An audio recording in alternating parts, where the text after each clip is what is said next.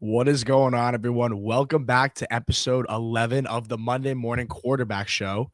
We are here just after the Sunday Night Football game between the Rams and the Bucks. Just to recap Week 12 for you guys, like we always do every Sunday night. We have lots to get to today. A lot of pretty good games, and then some games that were definitely kind of what we expected today from some teams. Definitely some takes to get out there from a lot of different players. I'm sure Sean knows one that I'm specifically talking about after another performance, but we'll get to all of that in this podcast. I'm excited for another one. Sean, how you doing? I'm good. What a week we had, man. Lots of highs and lots of lows, that's for sure. Yep. Some teams keeping themselves in playoff contention, some teams working their way out. So I mean, we're getting down to the final stretch here of the NFL season, so it's going to be exciting to see how these last 6 weeks go. Lots to talk about this week. There's going to be lots to talk about the rest of the year, so I'm super excited to see how the playoffs shape out. Yeah, before we get even into these games, I mean, this might be the tightest AFC playoff picture we've seen in so long. I mean, we have the Texans, the Chiefs, they're both looking out, and then you have teams like the Jaguars and Pittsburgh looking out as well. Baltimore overtook them for the division. It's going to be an interesting race to the end for the AFC, and the NFC. I feel like it's a little more set in stone, especially after today's games. But the AFC playoff picture is not disappointing. Let's just hop right into this, Sean. But before we do, make sure, as always, drop a subscription to the Monday Morning Quarterback Show for more weekly NFL content. The season, we're plugging along here, and we're getting down to crunch time, just like Sean said. Make sure to follow both of our personals that you can see right below our faces. On to the first game. The Chicago Bears defeat the Pittsburgh Steelers at home 31-28. And my main takeaway from this is the Bears just keep finding ways to win games, and they're always close. And they're, Bears fans especially, they can attest this. There's never any games where you can be like, okay, we got this one. It seems like every game is coming down to just the last minute pretty much. This game could have really gone either way. But Sean, I'll let you go ahead and take it away with this game first. Yeah, I mean, I got to be honest. I'm impressed. I want to put it this way. I'm impressed with the fact that the Bears are able to keep finding wins. However, I've talked about this before. If this were a team that, I face in the wild card round of a playoff, I'm not super nervous, especially if I'm a high seed. I mean, right now they're obviously a high seed with their records in 8-3. They're at the top of the NFC North. But honestly, I still think the Packers and the Lions are better teams than this team. I just, like you said, they're finding ways to win. And I've said this before, good teams find ways to win. And that's just super important. I mean, Ben Johnson, I think, is doing a great job with the Bears. Mm-hmm. Another 50 to 60% completion percentage out of Caleb, which obviously you still want to see that keep going up, but he did play pretty well. Yeah, he did. Had 3 passing touchdowns, 240 yards, so only got sacked once. And is Kyle Monangai starting to take over this backfield for the Bears? Yeah, slowly. I don't know, it's getting there. I mean, DeAndre Swift did not have a good day. 8 carries, only 15 yards. Monangai had a touchdown. Not like he was anything crazy, but definitely more of a factor. Good to see DJ Moore had a nice game. He had 5 catches for 64 yards and a touchdown. Mm-hmm. On the Steelers side, we said it before. I feel like we say it every week with the Steelers. They need to get DK Metcalf more involved. This offense is just way too spread out for paying a guy that's they paid this guy this much money. He's definitely a huge investment to this team. They need to be getting him the ball more. 5 catches for 22 yards.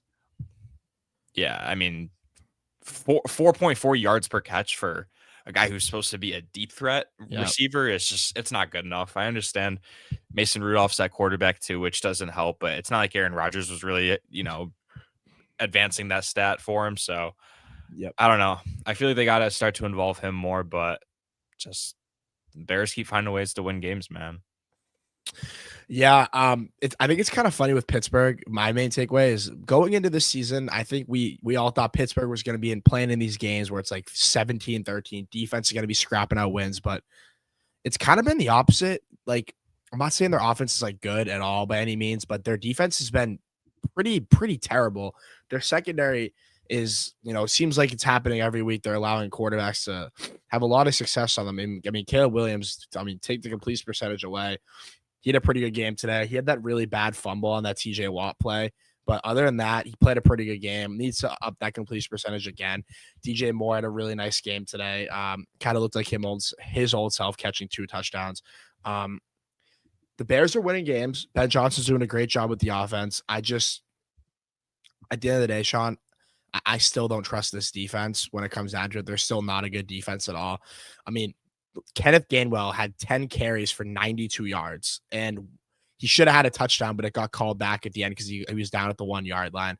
But I don't fully believe in this. And again, Sean, like you said, spread out offense. I mean, just target share. I mean, DK had 8 targets, 5 catches, like you said, 4.4 yards per catch. Like, are we serious right now? And then again, like Kenneth, it's a lot of checkdowns. Kenneth Gainwell had 6 catches. Ben Skoranek had a catch. Jonnu Smith had a couple catches. Just another very tight end heavy vanilla offense. But again, 28 points is 28 points. But the Bears found a way to win the game. And at the end of the day, it's all that matters. The Bears are still controlling the NFC North. It's their division to lose at this point. And to be honest with you, didn't think they were going to be in this position going into the year. I actually had them finishing 4th just because of the experience. I thought I did like the potential, but we'll get to another team in that division that's just completely falling apart, which I did not think was going to happen. But yeah, really good win for the Bears over Pittsburgh. And this team's, they're good in close games, obviously, as we've seen, and they're finding ways to win. So at the end of the day, that is all that matters. On to the next game. Really, really, really frustrated about this game. The Pats, they beat the Bengals 26-20 in Cincinnati, and they've won 9 games in a row. And I am pumped. First team in the NFL to 10 wins, yada, yada. A lot went wrong in this game for a multitude of reasons. Sean, I'll let you kind of cover what you think, and then I'll just go pretty in depth on everything else.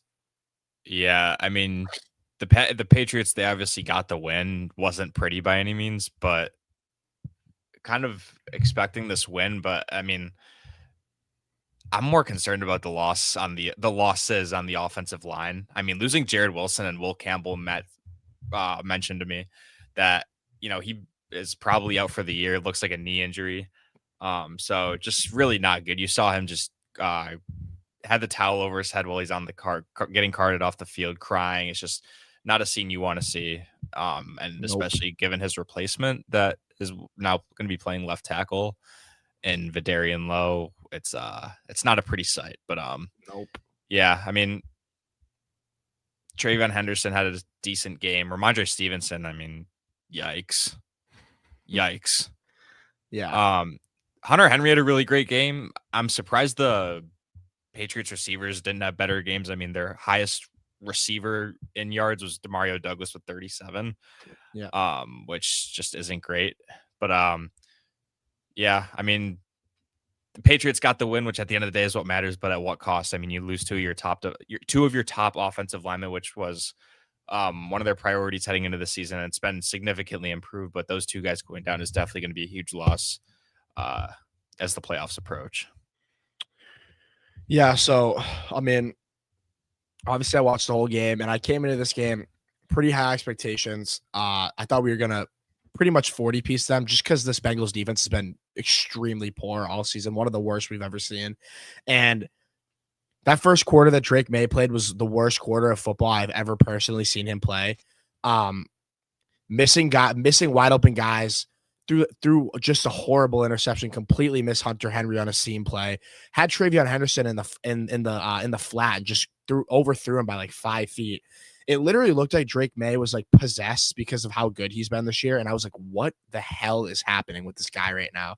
I don't know if you really got to catch it, Sean, but it was weird. Like, I genuinely thought, I was like, is he hurt? Like, what is happening? I have not seen him look like this ever. I was getting really frustrated. Threw a pick six. We went three and out the drive before, and then the drive before that we got one first down, then punted, and the Bengals were having their own with our offense. It was pretty embarrassing. Um, the my main takeaway from this, I'll get to the injuries, but my God, the Patriots should have scored at least 40 points on offense. They were not only in the red zone, they were on the 1 yard line two times, and it both played. One of them resulted in a field goal. The next one resulted in a downs, which obviously you went for on a fourth down and didn't get it against this putrid Bengals defensive line. We can't we if the Patriots want to compete for a Super Bowl, and I was ranting about this to my family watching the game. I was so mad. If the Patriots want to win a Super Bowl, they have to be more effective in the red zone, and they have to finish their job, because a lot of the Patriots drives are they're really nicely strung together, and it always ends up it has ended up in a touchdown.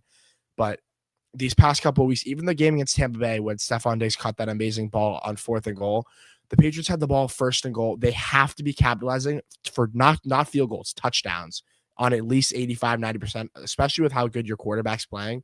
And we're on the 1 yard line. The Bengals are getting pass interference penalties. They're giving you every opportunity. You run the ball up the middle, stuffed. Run the ball up the middle again, stuffed. Try to throw it, pass incomplete. He has to throw it away. And then 4th and goal, you run a draw, stuffed. Turnover on downs. Happens again. Vrabel, 4th and goal on the 1 yard line.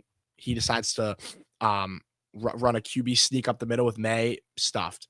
Next drive, we got into the red zone. Vrabel had enough to kick the field goal to go up by 2 scores. And that was that. The Patriots defense did a pretty good job today. In the secondary, the run defense was horrible. It seemed like Chase Brown was getting at least, I know he averaged 5.6, and that's pretty much what it seemed to be.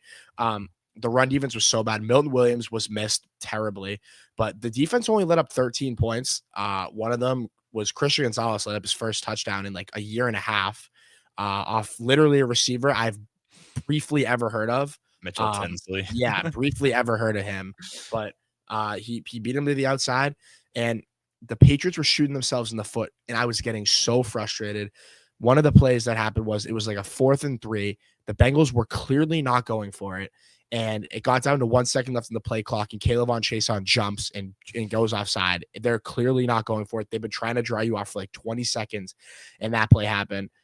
Luckily, nothing resulted in it. Landry got a sack after that, but it was just simple plays like that. Between May playing horrible in the first quarter, he really picked it up in the second and third quarters. He played great. He made some awesome throws to Austin Hooper, Hunter Henry. I posted on Twitter before the game, by the way.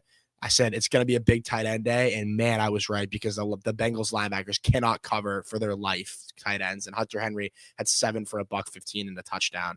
TreVeyon Henderson, pretty solid day, not super efficient, but he had some nice runs. I just want him to slow down in the backfield, see blocks out, feel it out, not just run straight, because obviously we know how fast he is, but I want him to kind of take more of a Le'Veon Bell approach, and he'll never be like that, but he needs to wait for the blocks to set rather than just running right into him. But I thought the secondary did a pretty solid job. Carlton Davis with by far his best game as a Patriot. That final drive where the Bengals were going down to win the game, Carlton Davis was just downright awesome. He had like 4 pass breakups, and he had a great game today. But all in all, Patriots, if they won the game, and I'm happy, but they didn't deserve to win. They did not play good, and Vrabel was visibly frustrated on the sidelines with just how poor our red zone offense was. Because like I said, we could have scored 40 points in this game, but luckily Marcus Jones pick 6. What a read! Unbelievable play. And we got the job done. And at the end of the day, that's all that matters. You're 10-2. You have a really, really good feeling now in the division, especially being 2.5 games above Buffalo. And to the injuries, Morgan Moses. I'll get to the simple ones first. Morgan Moses, sick. He's okay, obviously. Brendan Schooler, ankle, ruled out. Kyrus Tonga, chest, ruled out. 2 obviously super important players, along with already Milton Williams being hurt. And then the big ones, Jared Wilson, ankle, carted off, I think the 3rd or 4th play of the game. And then big country, Will Campbell, carted off, towel over his head, knee injury. Just, you never want to see that, especially for a guy that works so hard, such a young player who just loves the Patriots and just wants the best for this team. And he's been arguably a top 10 left tackle already in his rookie year. And that's a season-changing injury, Sean, unfortunately, just because of how valuable the position is and how good he's been for us this year. I actually saw a Bills fan making fun of Will Campbell. They, in quotes, Will Campbell out for the season in apostrophes laughs SMFH. So never like to see that from other fan bases. Just wanted to bring that up because if you guys are making fun of players for getting injured, don't watch the sport because they're humans and that's ridiculous. But end of the day, Pats win. May horrible first quarter. After that, picked it up. Red zone offense needs to be better. I want the run defense to be better, and I just need to see more consistency all around. But you're 10-2, sole position of 10 win of the first place in the AFC East, and I'm really liking how this is going because again, last year this Patriot team's not winning this game. They're 100% losing. But good teams find ways to win, like Sean just said, and they got the job done. And we don't claim that, Bills fan. That's messed up. You never. It could be the Patrick Mahomes could go down for the season. You never hope for someone to be injured or cheer for it when it happens. So no, exactly. And I'm not bringing that up. Take a shot at you, Sean. It could have been a Panthers fan. I just saw the comment on this guy's live stream that I was following, and everyone was flaming the guy after for saying it, and rightfully so. But Pats win, and we move on. We move on to the Giants next week, and we take the wins. We never complain about them. And Pats are 10-2, which super exciting. Let me just say that. Don't want to take anything away from that. The Pats are 10-2, could get the 1 seed, and especially after another game we'll talk about today. But I'm so happy for them, and just a great win overall. One last thing I wanted to say, and you guys, like, obviously I'm a diehard Bills fan, but I want to defend the Patriots in this aspect. For all the people that are going at them about their schedule, it's not like the schedule is like a random like draw and the Patriots just happen to get lucky. It's because they were simply a last place team last year, along with the rest of the teams that they're currently playing. So that's why the schedule is like, that's why their schedule is made that way. It's not like they chose to play all these bad teams and all the bad teams wanted to play them. The Patriots got significantly better, obviously, and they got a lot better than all the other last place teams that were in last place last year. So that's why they're playing so much better.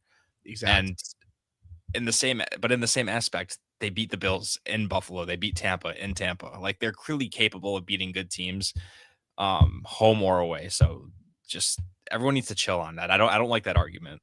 Yeah, I try to kind of just ignore it. Like Drake May's new nickname now is called the schedule because of the easy schedule. And it's like, I haven't even heard of that. But nobody will talk about this next game, the Giants and the Lions. The Lions barely squeak out a win against the Giants, but no one will talk about that. People will grace over that. Oh, the Lions won. Cool. On to the next game. And that kind of just leads me right into this next game. I believe there was over 1,000 yards of offense in this game. Yep. Just Jameis Winston, horrible completion percentage. He had a receiving touchdown, by the way. I don't know if you saw that, Sean. That was awesm. Yeah.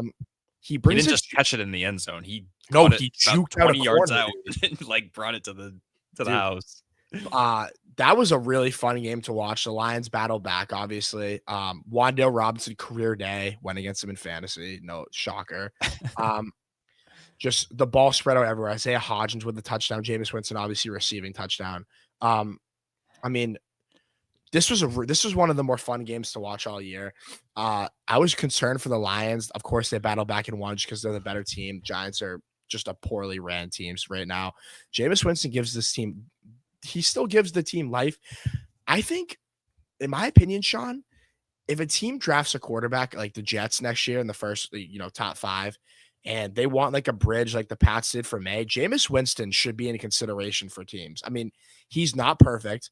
He's not going to throw for high completion percentage. He's going to throw interceptions. He's going to turn the ball over. He's going to take bad sacks. But he gives your team life. He brings a great energy to the team. He's good for the young guys. And he gets people involved. He's not this check down Charlie dude. He averaged 10 yards. He averaged 10 yards a throw, which is well over the league average.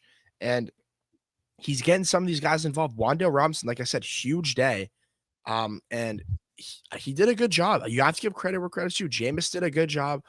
The Lions battled back. Jahmyr Gibbs averaged 15 yards a carry 15 carries for 219 yards and 2 touchdowns, along with 11 catches for 45 yards and a touchdown. Amon-Ra St. Brown, a huge game, 9 for 149 and a touchdown. The Lions battle back, and this was a sneaky big game for them because if they lost this game, they would have dropped to 6-5. They really needed this win, and they ended up pulling it away. And I'm not going to sound like a hypocrite. A win's a win, and you take that, especially with how good this Giants offense was playing. But no one will talk about the Lions barely squeaking out this win. I'm going to say it. It's not going to happen. People will just grace over it. But, Lions, really good offensive game. Giants, you're eliminated from the playoffs. But like I said, and I've been saying this, the Giants have a good offseason ahead. Get a good coach. Get some players in that back seven, help that secondary out, help the offensive line out. And you got something going here, man. I mean, they got players on the team. They're giving the Lions a game without Jackson Dar and Cam Scadbo and Malik Neighbors. So really fun game to watch with the Lions pull it out. Yeah, obviously Lions offense was, flowing like he usually does. They had 34 points. I'm a little bit nervous about their defense. Giving up 27 to Jameis Winston. I mean, that trick play where they scored that touchdown on the first drive of the game was pretty unreal. And then you let him get a receiving touchdown too on top of that is just kind of whack. But like you said, Jahmyr Gibbs just literally just one of the best players in football. I mean, he's just absolutely incredible. He's electric. 11 catches. I mean, it was only 45 yards, so obviously his depth of target wasn't super high, but I mean, he's just literally you could put him at slot receiver and he'd be just as good as anyone in the league. Like he's just so good. And Goff, coming off a loss, obviously had a good game. And you see the interception, you're like, oh, he threw a pick, but it's like, dude, if you saw the interception, it went right off of Amon-Ra's hands and just straight into Javon Hollins.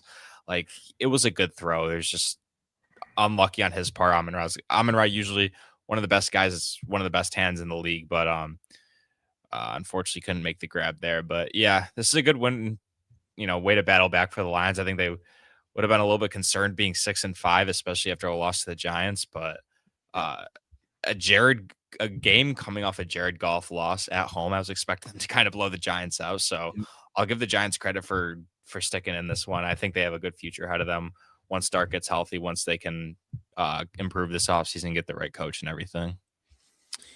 Yeah, they obviously have a lot to work on. I'm not going to grace over that. I'm not going to be like, oh, the Giants are in an amazing spot because they're not. But, they're given, this is what you want to do. You want to be in competitive games, but at the same time, you're okay with losing, right? Taking the Detroit Lions to overtime, almost tying the game up just on a 4th down that just obviously didn't go your way. Losing, you're 2-10 now. You're going to get a high draft pick, but at least you're staying competitive. You're not getting blown out by any means. But the Lions get the win, huge win, stay alive in the NFC North race, which is, going to be a pretty exciting one coming down to the wire, which leads us into our next game, which I'm going to have a lot of opinions on here, Sean. The Vikings and the Packers. Man, oh man. I'm going to share a lot of these opinions that you're about to state. So I'll just go to the Packers real quick. Boring offensive game, field goals. Like Brandon McManus, how many field goals did he have? Yeah, and he had 3 field goals. And then of course, I went against Emmanuel Wilson in fantasy too. Career game for him. 28 carries, by the way. 28 carries for Emmanuel Wilson. Average Packers offensive game, bro. I know. The Packers defense is elite. We've known that. And Micah Parsons is really good. The Vikings offensive line, before I even get into the main subject, I don't know if you saw this, Sean. This was the first game they were healthy on the line all year. Christian Darrisaw left the game again with a foot injury. Again. And Donovan Jackson also left the game again. It's like, okay, first of all, Christian Darrisaw, does he get hurt every game? Like, me and Sean will never make fun of anybody for getting hurt, but it feels inevitable that he's going to get hurt like every single game he's out there. And I feel bad saying it, but it's just, he is so goddamn injury prone and he's an unbelievable player. He's so important to this offense. So again, their whole left side of the line backups again, but on to Mr. JJ McCarthy, Mr. number 9, as I should say. Number 9 has 9 picks on the air. I want to read you a stat, Sean, and me and Sean were talking about this, and I want to read you guys a stat because Sean knows this. Read Jefferson's stats while you're at it too. JJ McCarthy now ranks. Shout out to Anthony Amico for this on Twitter. JJ McCarthy now ranks 851st out of 852nd in EPA per dropback among qualified passers since the year 2000 per True Media. Shout out to them. The only player below JJ McCarthy, Sean, we've talked about this, Jamarcus Russell. Now, if you guys don't know who Jamarcus Russell is, if you guys are a little bit younger, he's not only known as the biggest bust in football history, he's maybe the biggest bust in sports history. One of the most hyped up prospects of all time, was maybe one of the worst players in NFL history. JJ McCarthy's streak continues of interceptions, not only 1, 2. And I was telling Sean this earlier. The Vikings, it seemed like they wanted to make this offense more simple for JJ, where you're kind of running it like Michigan's offense. You know, you're making you're trying to get the defense to bite on play action, set up the run game early with Aaron Jones and Jordan Mason. They both had, respectable games. But when you look at JJ McCarthy, 12 and 19, not even going to get into the yards and picks yet. You're like, oh, it's not a horrible completion percentage. If you guys watch the game, and you could hear Greg Olsen talking about it the entire time, the amount of reads JJ McCarthy missed and the amount of open guys that he misses is quite concerning. He is scared to push the ball down the field. He takes horrible sacks. His pocket presence is horrible. And dare I say, it looks a little like Zach Wilson. Not even a little. It looks a lot like Zach Wilson. And me and Sean got a pretty damn good look. Me and Sean got a pretty good look at Zach Wilson. Grant, he was in the AFC East, played him twice a year. He was not good. He was horrible, actually. This might be the worst start in my life, because I wasn't really around for Jamarcus Russell. Obviously, he was a while ago. I was like maybe 1 year old. But is this the worst quarterback start we've ever seen for a first-round pick, Sean, in our lifetime? I mean, I feel. Wait, 12. Say that again. I'm sorry. Is this the worst first-round pick quarterbacks start to his career we've ever seen? Especially, we could still agree. Take all the 2024 class quarterbacks. This is by far the best situation. Not even close. How you Jefferson, 4 for 48. He's targeted 6 times. It's Justin Jefferson. Matt, he looks good with Nick Mullins, bro. Nick Mullins. It is impressive to make the receiving core that they have look bad. I don't care how good the Packers defense is. You make Jordan Addison had 1 target. He didn't have a catch. 1 target. He didn't have a catch. Jordan Addison. He'd be a wide receiver 1 on, I'll say, 10 to 15 teams at least. Justin Jefferson had 4 catches. The best receiver in the NFL. Yep. Wow. I don't know. I don't know if I mentioned this last time, but with these quarterbacks, when you have a young quarterback, they're obviously going to make mistakes. None of them are going to play perfect. Of course, but this isn't just hang on. You're never going to play perfect your entire career, obviously. But when you have a young quarterback like this, you want to see flashes. You want him to show you something. McCarthy had one flash. McCarthy had 87 yards in a full game, bro. He's thrown a pick in every single game. He has, I think it's 9 interceptions. I keep seeing the meme that number 9 is 9 picks now. I was seeing that last week too, though.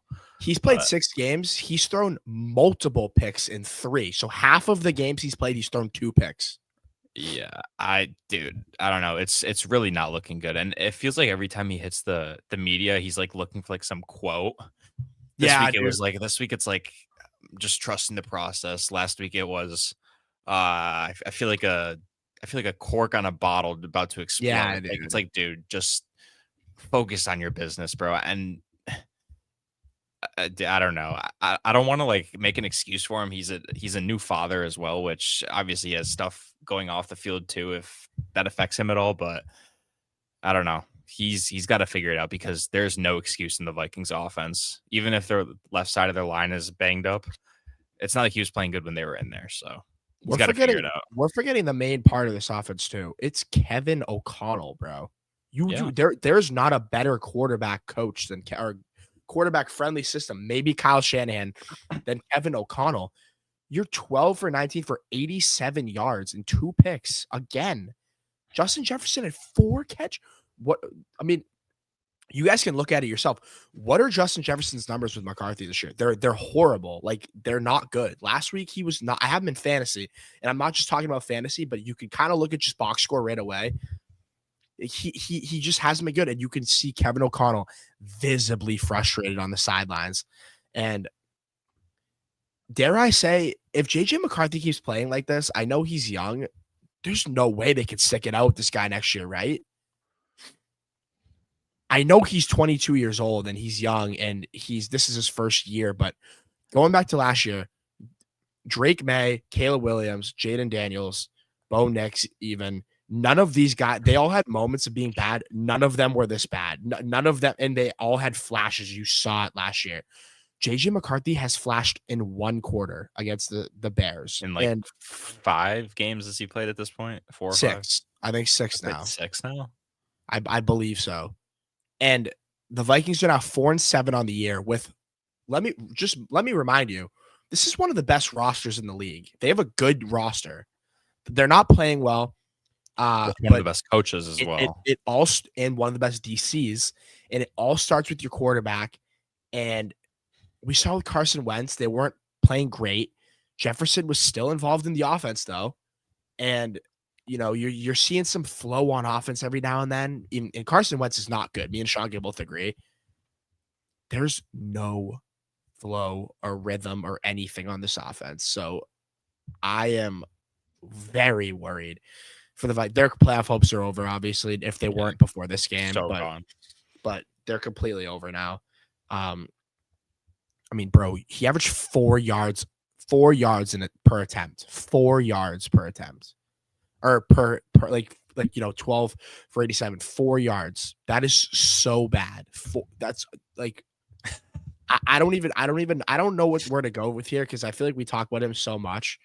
And we're getting to the point now where these people on Twitter saying, "Oh yeah, all the haters hating on 9." Like it's like, dude, what is there to stick up for him now, dude? Like, I'm sorry, where do you go from here? There's nowhere to go. I mean, he's gonna have to have like a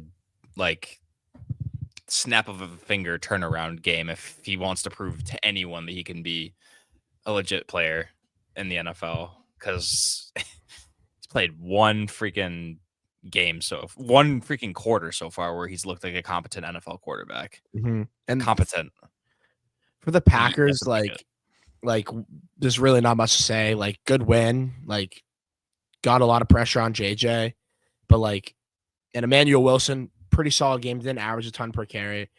Christian Watson kind of starting to separate himself as the one on this team. He's a big addition when he's healthy. Great deep threat for Green Bay, but I mean, good win for Green Bay. You did a good job against some pretty star-studded players on this Vikings offense, but it all starts with the quarterback, and he's not getting it done at the end of the day. So the Packers get that one done, 23-6. On to the next game. The Seahawks defeat the Titans in Tennessee, 30-24. Not the prettiest game from Seattle. Cam Ward had himself a pretty solid day. Got to give credit where credit's due. Yep. Shockingly, JSN 8 for 167 and 2 touchdowns. I mean, oh my god, this might be the best. He's so automatic, bro. He's so good. And this is a good step for the Titans. Again, you lose the game, you want to get a high draft pick. Cam Ward had himself a pretty solid day. I was watching him pretty closely today. He did a really, really nice job. He had some really nice passes today. Again, not super accurate, still makes some decisions that I question, but this was maybe his most sound game of the year, in my opinion. And they hung in there with a really good Seattle team and a really good Seattle defense. I was a little worried for the Seahawks in this game at points, just with their defense with Cam Ward. And this was a lot closer of a game than you want to see, but Seattle gets the job done. Darnold was okay. Didn't really do too much. Had some nice throws to JSN. Kenneth Walker, pretty efficient on the ground. The Titans' run game, by the way, is pitiful. Like, it is so bad. Tony Pollard is. Yeah. I mean, 1.8 a carry, dude, along with 5. Good God. a part of it has to do with the O line and the play calling, but Pollard, but dude, come on, man. yeah, 20 yards. But I don't really have. I mean, Sean, if you have more, I don't really have much to say about this game. Just the Seahawks got the job done in Tennessee. Not a good game. JSN's awesome. It's kind of just all the stuff we knew, except I thought Seattle would win a little bit more convincingly, but they got the job done. Yeah, I mean, I don't really have anything too deep to say here. I think it's impressive Cam Moore put up those numbers against a good Seahawks defense, so I'll give him credit there. Definitely had to step up considering his run game sucked. But yeah, just typical game from the Seahawks. Darnold was solid. Run game was decent. Actually, it wasn't decent. It was good. 6.5 a carry for Walker and 5.8 a carry for Charbonnet. He had a touchdown. Your weekly Smith and Jigba explosion. So, and it's not much to it. Seahawks got the job done in a game they needed to. Titans got some promise from their quarterback. About all I could say about it. But this is what you want though. Like, you want to be, like I said, be competitive, but lose these games. I mean, you want to have a draft pick because you want to surround your young quarterback. But the Seahawks get the job done at Nissan Stadium. On to maybe the game of the week before entering this week. The Chiefs beat the Colts 23-20 in overtime after being down 20-9 in the fourth quarter. I'm starting to. Okay. I don't really know how to put this, because if you look at the box score, Daniel Jones his numbers look okay. He didn't play a great game today. If you really, like, he really didn't. He looked I don't want to say he looked nervous. He looked a little unsettled when the game was on the line, because they like I said, he had a 20-9 lead. He threw a really, really bad pass that should have been intercepted by Nick Bolton. But he got hit on 1st and 10. I don't want to say he's coming back down to earth, because again, this is still a better game than he ever would play with the Giants. But the Chiefs did a pretty good job holding Jonathan Taylor to just 3.6 yards a carry, which has been pretty rare this year. And no touchdowns. Yeah, and they did a good job with their their good receiving core. Tyler Warren had a decent game. Pittman 5 for 27. Pierce 1 catch. Downs 2 catches. Kansas City's defense stepped up today, and they got the job done with Jonathan Taylor. As far as Mahomes, I don't think he was that good today. He threw a pick to Latu right in the red zone. Really nice play by him, by the way. Took 4 sacks. Kareem Hunt, 30 carries, by the way. He looked gassed, like visibly gassed on the field. Rashee Rice, awesome game. Xavier Worthy had some nice plays. Mahomes also had some drops today too. Noah Gray had a really, really bad drop on a really nice throw down the sideline. But at the end of the day, if 15 and Andy Reid are winning, you don't want to see them get into the playoffs, and they got the job done. This was their season right here, especially with how everything else is turning out. And they got the job done at home after being down 20-9 midway through the fourth quarter. And the Colts kind of just handed them this game at that point. And the Chiefs drove right down the field in overtime, and Butker ended it. So the Chiefs get it done at Arrowhead. Yeah. In terms of opponent faced, I would say this is probably the Chiefs' most impressive win of the year. And it wasn't impressive if you watch them play. Like the way that they played, I wouldn't say it was impressive. I'd say it's more the Colts just weren't as good. I don't know if you know what I'm trying to say here. Like, as you mentioned, Daniel Jones wasn't that great. He had a rating of 99, which is solid, but 60% in the air. He had 180 yards and 2 touchdowns. But I feel like today was kind of just another example of, if Jonathan Taylor's not going, the rest of the offense ain't really going that well either. And the Chiefs, another team that were able to expose that. But yeah, the Chiefs also today, they did sign Dameon Pierce. So we'll see if he gets elevated from the practice squad for next week. I don't mind that signing. I think they needed another running back, because Clyde Edwards-Helaire sucks. I think we can all admit that. Yeah. and it's not like Brashard Smith is anything great, so they need another guy to pair with Kareem Hunt. Five Um, carries for 8 yards for Clyde. yeah, I mean, Jesus Christ. But yeah, Kareem Hunt had 104 yards, but he was just getting fed the rock like it was nothing. But yeah, I mean, good win for the Chiefs, opponent wise, but I'm not really impressed by anything that they did. I will say one thing. Spags was awesome today. He did a really good job play calling. There were some times where Daniel Jones looked so uncomfortable. I know he didn't take any sacks, but I thought Spags did a really good job. Just with simulated pressures and just drawing up a really good defense for Jonathan Taylor. And like you said, Sean, if this run game ain't going and they can't set up the pass off play action for the first read, Daniel Jones could struggle at times. And we've seen Shane Steichen has made this offense very easy for Daniel Jones to run. But when Jonathan Taylor ain't going, it's a little bit like the Bills, but obviously Josh Allen's an MVP. The passing game is kind of mediocre. But the Chiefs did a really good job. It's the number one offense in the NFL, so you have to give credit where credit's due. And they got the job done at home in a huge, crucial game, 23-20 in overtime. On to the next game. Another underwhelming performance from the Ravens against a bad team. 23-10 win for the Ravens. And I know, again, they won by 13, but they did not play a good game. Not And at all. let me just say this. Lamar Jackson is hurt, bro. Like, he is hurt. If you watch him run, it is not the same. He's visibly being more careful. He doesn't look like when Lamar was at the peak of his powers, in his prime, healthy, you would see reads aren't there. Boom, he explodes. Lamar doesn't look like he has any will to really run. I mean, 7 carries for 11 yards. Like, I mean, and a lot of that is just kind of him like rolling out in the pocket, looking for something. And again, this is what makes Lamar so elite, is remaining a passer, which is what Drake May always wanted to improve on. Or that's what he said this summer, remaining a passer, even when rolling out, just you keep the defense guessing. But Lamar, I think he looks visibly injured. Derrick Henry, 21 carries for 64 yards. We're finally starting to kind of see the downfall of him, Sean. He looks visibly less explosive.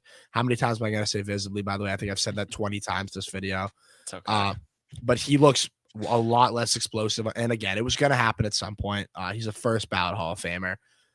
But not a good game from the Ravens. And to be quite honest, the Jets are such a bad team because of just how undisciplined they are. They happen against the Pats. They hand you free yards with penalties. The Ravens had like a 3rd and 15. Lamar rolled out to the right, threw a ball to Mark Andrews that he never had a chance of getting. In the Jets corner, I forget who it was. I'm drawing a blank. I got to find this out now. It's going to bug me. Malachi Moore literally jumped up and it was Isaiah Oliver. Literally jumped up facing Andrews, which obviously you can't do, swiped his arm away. And that's what the Jets have been doing all year. It's an undisciplined team, and it's a coaching thing. And they hand you free yards. Happening against the Pats with Jarvis Brownlee, who just struggles with penalties. And it's just an undisciplined team that hands teams these wins. And the Ravens did not play good. Tyrod Taylor actually didn't do horrible. He did a lot better than I thought. John Mechie's kind of finding himself a little groove in this Jets offense, which is good to see. You know, with his pass with the cancer he had and stuff. Like, it is good to see that. But I mean, if that's your wide receiver one, dude, like Adonai Mitchell, 2 catches for 42 yards. Alan Lazard still kicking around on them. Good God. But 1 catch. Yeah, the Ravens win, and they're winning the division, but Lamar Jackson's hurt, man. He is.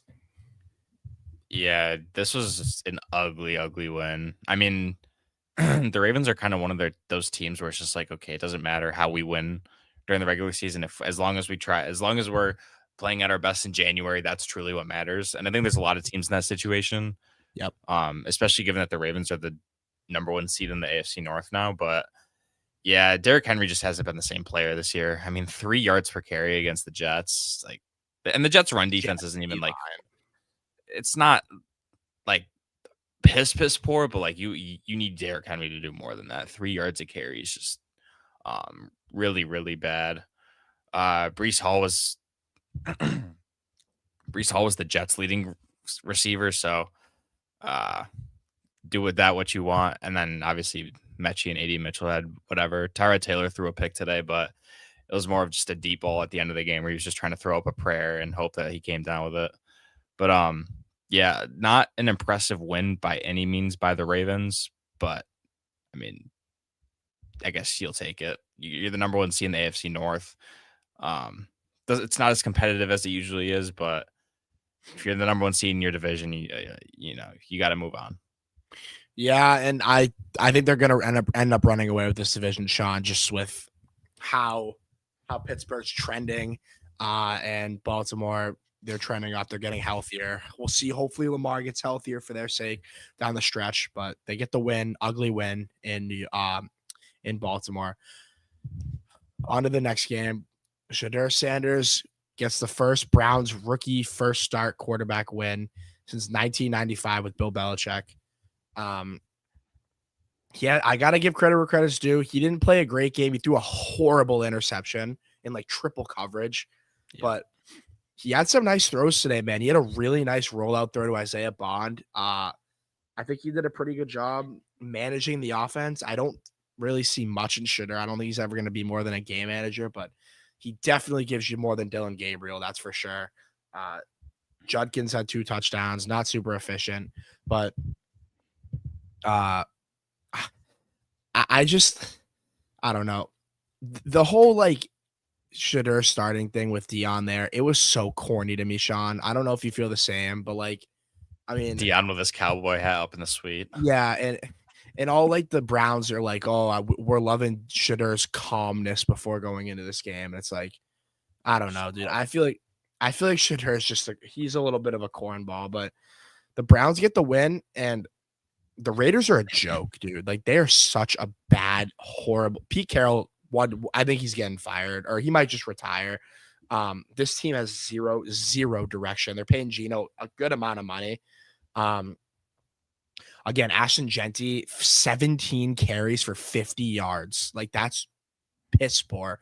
And again, this Raiders offensive line is horrible, but I was watching some of his runs though, and I was seeing, I'm like, dude, he literally has no room to run. no, Like, and I know it's not every play that it's like that, but it's like, dude, it's really bad. Oh, their line's awful. And he had a really nice run today. He trucked the crap out of I saw that. Was yeah. awesome. You see the potential there. He had a really nice catch as well, where he broke a couple tackles down the sideline, but the efficiency and the explosiveness just hasn't really been there yet. And Tyler Lockett again is your receiving yard leader. I mean, good God, this Raiders team is really bad. They're in a bad spot, paying an old quarterback who's not playing well. Browns get the win in Vegas. Shooter gets his first win, and the Raiders suck. Yeah, I was impressed by maybe 2 of Shador's plays, if I'm being honest. That throw out right, and then I think his throw to Jerry Jeudy on that long play where he fumbled was a nice play. But everyone's hyping up the fact that he threw a touchdown. It's like, dude, he threw a screen pass where Dylan Sampson ran like 50 yards after the play. Mm-hmm. It's not impressive. And I understand he almost that throw to Isaiah Bond was obviously very, very good and likely could have been a touchdown. But it just seemed like other than those plays, he seemed like he had some happy feet in the pocket.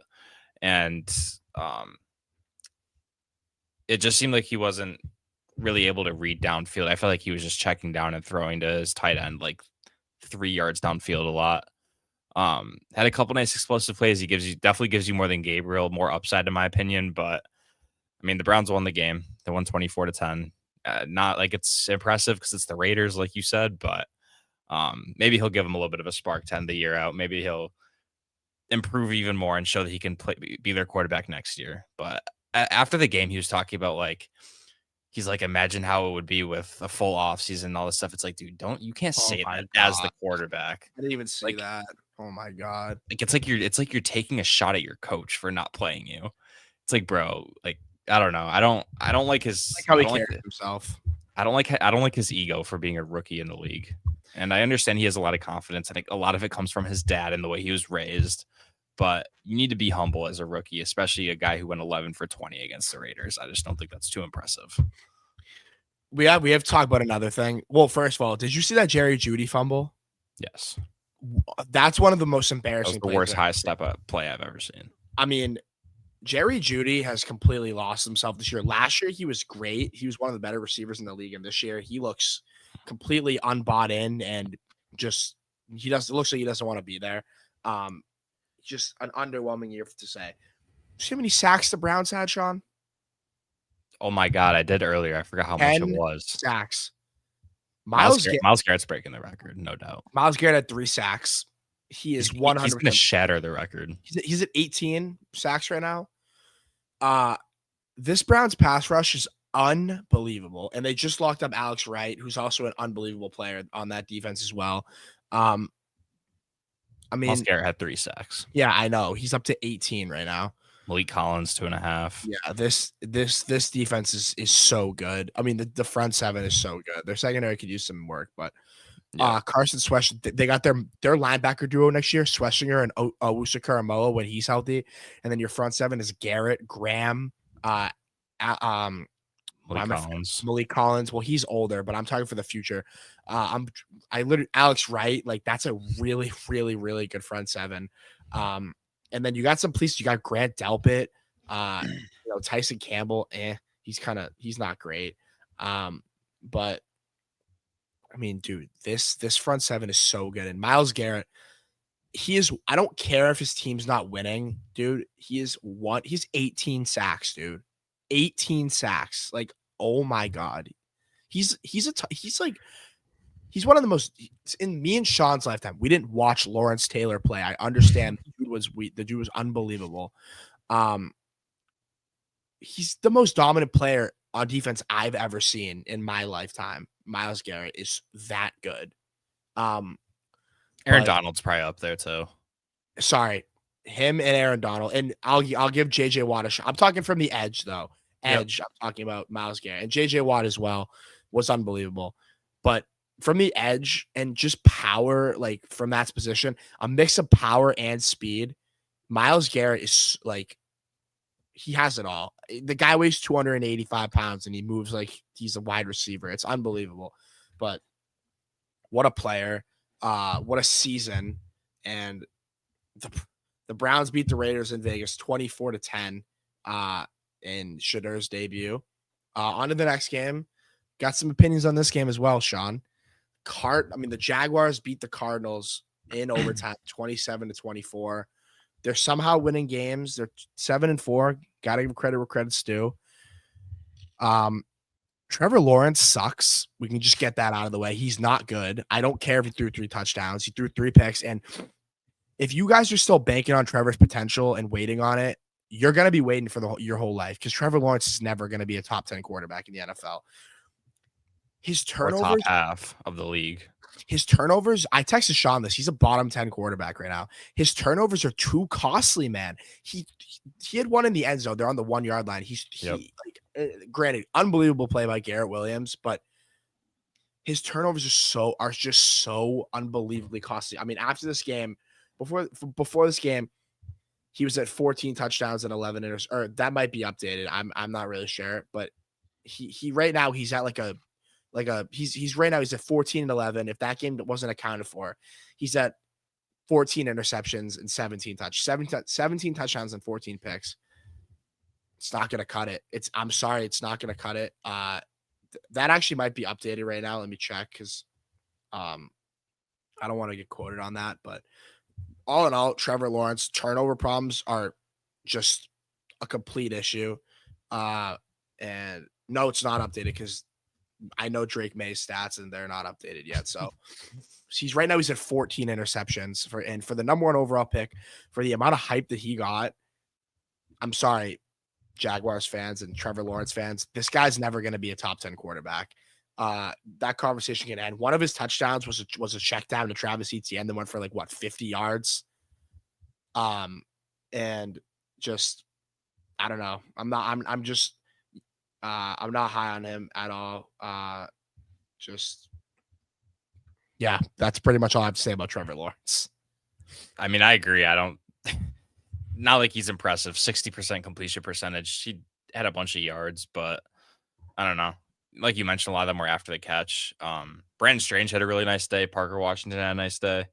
Um, Michael Wilson back-to-back weeks with 10 plus receptions for the Cardinals. Yep. Like I feel like no one's talking about him. I know it's the Cardinals and they're not good, but that's 2 weeks in a row where he's looked really good. He's doing a good job. And maybe he's starting to, make a name for himself and maybe he'll get more targets or maybe he'll keep getting I don't know how to say this. Maybe his production will remain consistent once Marvin Harrison Jr. returns, but I mean, Bam Knight 10 carries and 12 yards. Sorry, Trevor Lawrence's stats are updated. He has 14 touchdowns to 11 picks, so almost a 1-to-1 touchdown interception ratio. But continue. Bam Knight had 12 yards on 10 attempts and 1 touchdown. His long was 6. So aside from that, he had 9 carries for 6 yards. He had 1.2 yards. I mean, Jesus, that's horrible. Brissett was there on the ball out today, 317 yards and a touchdown. Not a bad game. I mean, passer rating 92. Yeah, I mean, he threw the ball 50 times again, bro. Yeah. Oh my God. I mean, it's because they're always like in these like he keeps them in these tight games where he has to throw the ball a lot. So give him credit, but yeah, I don't know. Not impressed by the Jags. Not impressed by either of these teams, but specifically the Jaguars. Playing the Cardinals, this is a bottom 5 team in the NFL right now. I don't think the Jaguars are capable of winning a playoff game. I don't think this team's good enough. I think they're going to make it likely at 7-4, but they're not any team that gets to match up with them in the wild card. You're licking your chops because you get to face the Jaguars. But yeah, I mean, not an impressive win, but their remaining schedule is so easy too. They have a really easy schedule. They play Tennessee, then they play the Colts, and they play the Jets. And the Broncos and the Colts. It's not so easy. They play the Colts twice and the Broncos, but then they have the Jets and the Titans twice. So they'll probably go around 500 to finish the year. I can see them losing. I can see them dropping a game to the Titans. Low-key. Yeah, I was gonna say that. Just like a random. Because again, I'm just so low on this team. That to me, they're one of the worst 7-4 teams I've ever seen personally. Yeah. Nothing really excites me about this team. The run game's solid. Travis Etienne did a good job. Liam Cohen. He's winning games, but at the end of the day, when your quarterback's not playing good, especially with the guy that got the amount of hype that Trevor Lawrence did, and he also disappointing. His pocket presence was also horrible today as well. Again, just want to point that out. Also, shout out Walter Nolan. Yeah, dude, pick 6 for Walter Nolan. How you doing? But yeah, play. 100%. But yeah, it's a win for Jacksonville. Nice. Good job. But yeah. I mean, not an exciting team. Like right now, Jacksonville, are they the 7th seed? The Bills are the 7th seed. I think they're the 6th. Yeah, so they'd be traveling to like Indy right now. I mean, they're not winning that game. I don't know. But yeah, as of right now, Jacksonville is 6th seed, but I'm not really high on them. On to the next game. One of the biggest collapses we've seen all year. What happened to the Eagles? 24-21 win for Dallas. Me and Sean got to give credit where credit's due. We picked this upset, Sean. Looking good. Was not looking good at first by any means. But the Eagles offense, beginning of the game, he looked amazing. We're like, okay, AJ Brown. I mean, notice what happens when the offense is including AJ Brown. Yeah, it's like, dude, this offense, it looks good. It looks like it's back. Second half, completely stalled. Did nothing. Saquon Barkley, dude, 10 carries for 22 yards. Sean. Against the Cowboys. The Cowboys defense. We starting to. Are we starting to blame the O-line a little too much with Saquon? Yeah. I know you don't just go from like a 2,000-yard player to not great, but he's not playing great, dude. I'm sorry, he's not. He doesn't look like he has the same burst as last year. No, and the thing with it, like you just mentioned, like his thing last year was I feel like he was ripping off 15 to 20 yard at least carries like every time he touched the ball. Yes. This year he has like none. His long that game was 7. Yep, against the Cowboys. So Cowboys defense. Take that run out of the game. He had 9 carries for 15 yards. Yep, that's brutal. Tank Bigsby had 1 carry and out rushed him on a long carry. Yeah, I mean, yikes. But George Pickens, what a receiver, man. He's an incredible player. Out to Dallas, dude. George Pickens is gonna get paid. He's gonna get so much money this offseason, whether it's from them or another team in free agency. But Dak looks like he's going to him more than CD right now. And that doesn't mean George Pickens is better than CD. He's not. CD's a top 3 receiver. But what a statement win for Dallas. Kind of keeps them alive, dare I say, in the playoff race. It really does. I mean, if their defense can keep playing like this, I don't hate it. Yeah, they're playing a lot better. I mean, they cut Kyer Elam, so that's a start. And some of the trades that they made. Quinton Williams went down today. Don't want to see that. Went down with like a rib injury. See what happens there. But nasty blocked by Saquon. Yeah, nasty block by Saquon. Yeah. But dude, I'll wholeheartedly admit, when George Pickens was on the Steelers and everyone was talking this guy up, I didn't think that he was really all that special. I thought he was a little bit overrated. But always been on board. Man, he got traded to a team that knows how to actually pass the football, unlike the Steelers, and he is showing what he can do. I mean, I think he's top 3 in receiving yards right now. Oh, yeah. He's at least top 5. Yeah.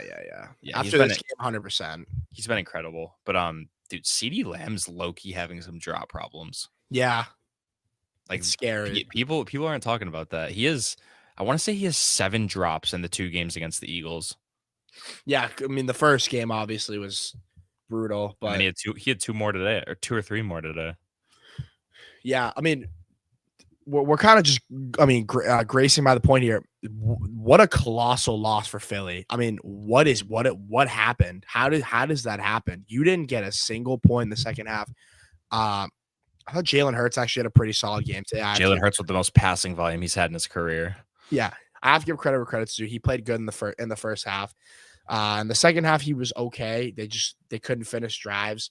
Him and AJ Brown, Devontae Smith, really good games. But man, what a horrible! And Barkley also had a fumble, by the way. So did Xavier Gibson. There was like 5 or 6 fumbles total in this game, bro. Oh my God. Yeah, the Cowboys fumbled for them. Turpin fumbled. Ferguson fumbled. He didn't lose it, though. Yeah, so 4 fumbles right there. But what a win for Dallas, dude. You have to give credit. I mean, Brian Schottenheimer's doing a good job. And it really, it seems like they're really playing for Marshawn Nealon, which is just awesome. You saw last week against the Raiders how emotional that win was for them. And they're playing super hard for him. And I just love to see that. Just the emotional side of teams like on that state, especially with what happened there. That's just awesome to see. And I'm super happy for them.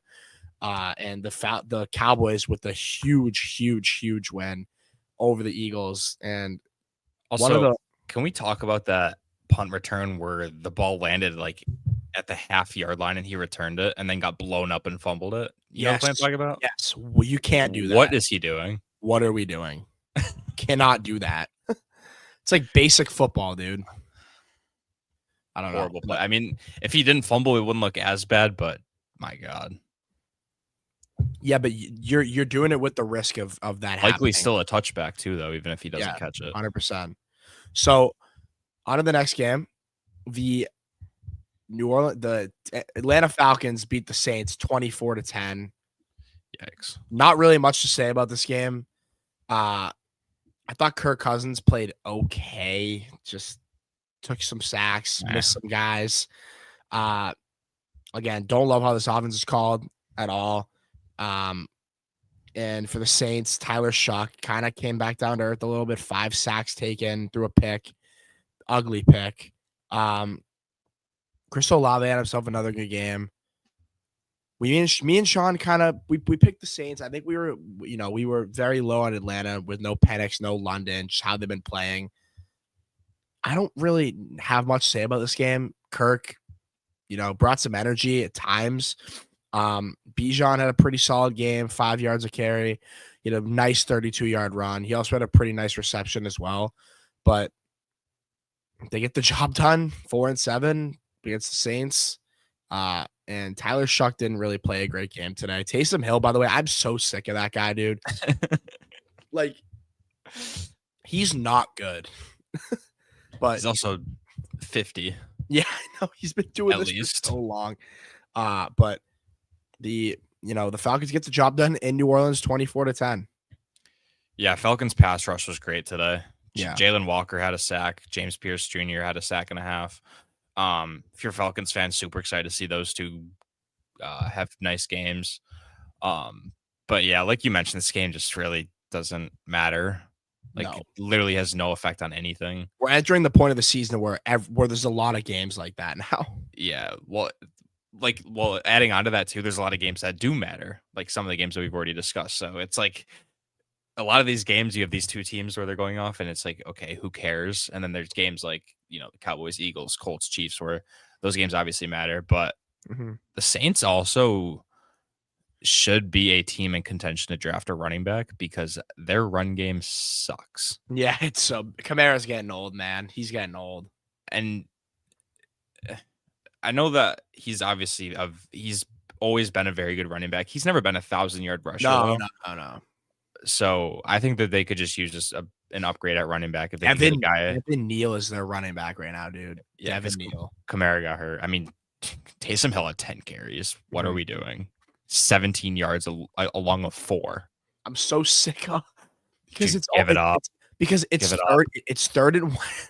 It's third and ones and third and twos, and they line up in Wildcat, and it's the same crap every single play. He takes it, he runs for 3 yards, and then he runs off the field. It's so annoying, dude. Oh my god. But Atlanta with the win. Cameron Jordan also had a really nice play today. Shout out to him for his age. He's like, what is like his 17th season or something like that? Something like that. But yeah, good job by the Falcons, I guess, in a pretty non-important game. And then to wrap up week 11, the Los Angeles Rams are really friggin' good. They beat the Bucs 34-7 at home. I mean, Matt Stafford again, 273, 3 touchdowns. Right now, he's the MVP for sure. Yeah. As much as I want it to be Drake, it pains you to say it doesn't. Drake could still win it, but right now it's Stafford. Saw Baker go down in this game. Before he went down, he played like crap to keep it PG. He did not play good. The run game came back down to earth a little bit. Teddy Bridgewater kind of just managed the game, and Devontae Adams is so damn good in the red zone. It is automatic with that guy in the red zone. Yeah, I'm really concerned for this Bucs passing offense or passing defense. It is really bad. Every quarterback that they've gone against this year that's like a good quarterback has absolutely shelled them. Stafford today, Allen had like over 300 yards against them last time. I'm forgetting some of the other guys. I think Darnold had a great day against them. Goff had a good day against them. I think May had a really good day against them. May played pretty well. Michael Penix had almost 300 yards against them in week 1. So I know they're super banged up. They're down Jamal Dean. They're down. What's his name? Benjamin Morrison.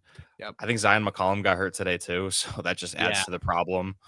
I'm really concerned for it. They're cooked by Devontae Adams, though. Oh yeah, Devontae Adams was absolutely frying him tonight. But yeah, I think their run defense is solid. I mean, they held Kyron to a pretty inefficient game. Not that the Rams were really even running the ball. I mean, a lot of his carries came after the fact that they were up like 30. But yeah, I don't know. Their offense as a whole just looked horrible today too. Before Baker got hurt, I was kind of upset when Baker got hurt. Unfortunate. I love watching him play, and I thought this game had the potential to be really fun and like a shootout and just like 2 high flying offenses going at it. But Baker going out kind of hurt that, even though he wasn't playing great before that. Ibuka had a really, really quiet game, even though he was still their leading receiver, but he only had 32 yards. I don't know. He's slowed down a little bit. Not that he's having a bad year at this point, but he has slowed down since the first like half of the season where he was absolutely, you know, going off. So, um, Yeah, we'll see Ted's if kind of overtaken that. yeah, we'll see if they can get him going again. I think he's fully capable of doing it, but Mhm. um, yeah, that's pretty much all I got. Rams are the best team in football right now.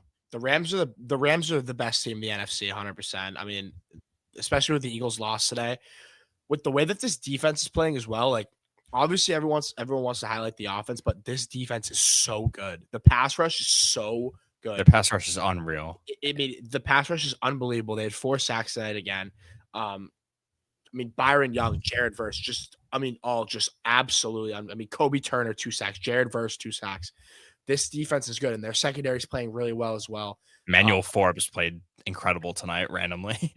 I know. It's actually, he's not a good player, but he's putting together like a solid little season for himself, kind of reviving his career with the Rams a little bit. Uh, and they're just so awesome to watch. I love watching Matthew Stafford. The angles he throws the ball with his arm, just fitting balls into tight windows. He's been unbelievable this year. And nothing bad to say about this Rams team right now. They're so well coached. Um, Dude, Stafford came off the field I don't know if you saw this. It was like a very small thing. Stafford came off the field at one point while they were up like 25, and they got like maybe a first down on the drive, and they eventually had to punt while they were up 25.